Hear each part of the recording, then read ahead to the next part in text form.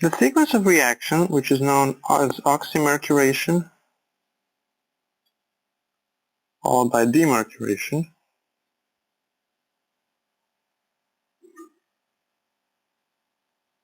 achieves the same overall effect as acid-catalyzed hydration of alkene. The difference is that it does not involve a cation and hence is not subject to rearrangement and other processes that might occur in those cases. And to achieve that, it uses a different reagent. It's called mercury acetate. And we'll see how mercury acetate operates in a minute. To get in the first stage to this hydrated compound, which still has mercury attached to it. And in the second stage, the sodium borohydride reduction replaces that mercury with hydride. Let's see how does this work mechanistically. Mercury acetate is a salt. In the first step, this salt falls apart into an acetate anion and mercury acetate cation. And this mercury acetate cation is now electrophilic enough to be able to attack the alkene. This mercury still has an electron pair. It backs attacks onto the double bond, and what we get overall is this three-membered ring, which is positively charged and has mercury acetate attached to it. Okay? This species is so-called mercurinium ion. Mercurinium ion is then attacked by water,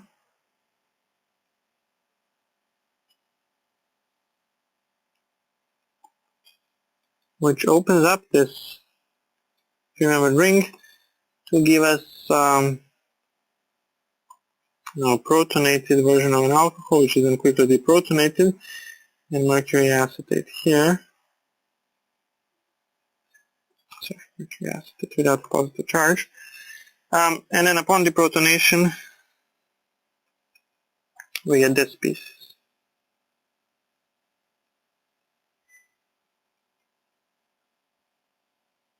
Finally, the last step is the reduction.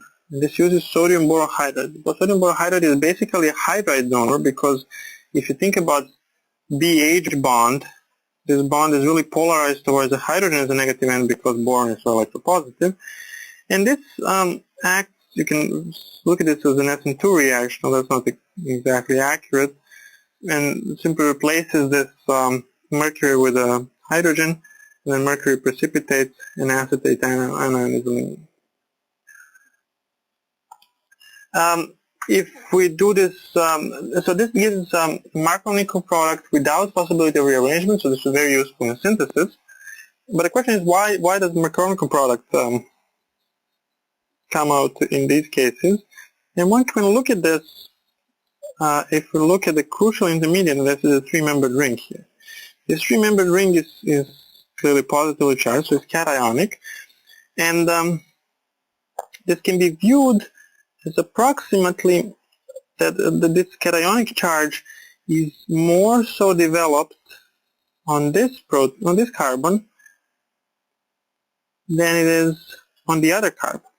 The reason for that clearly is because if this charge is developed more on this carbon, then it resembles more a tertiary cation, whereas on the other one it will resemble more the primary cation.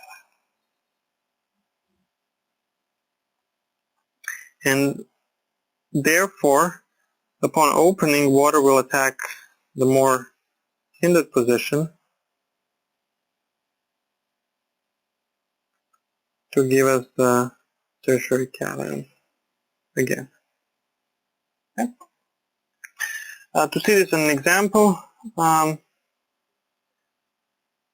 this will react with water and mercury acetate in the first step, and then with sodium borohydride in the second step to get us to the tertiary alcohol in this case.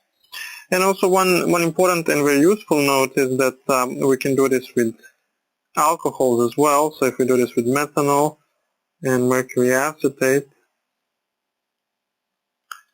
then in the first step we will get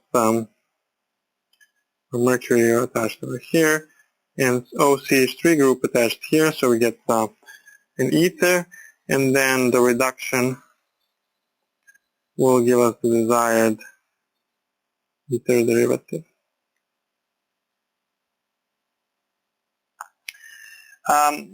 So to sum this up, oxymercuration demercuration proceeds mechanistically in a fairly analogous way as the acid hydrolyzed hydration, but importantly it avoids the cation, so synthetically it's much more useful. In other words, if you need to get an Markovnikov product, do oxymercuration demercuration, except in very rare cases when it really doesn't matter, and the acid catalyzed hydration can be used as well.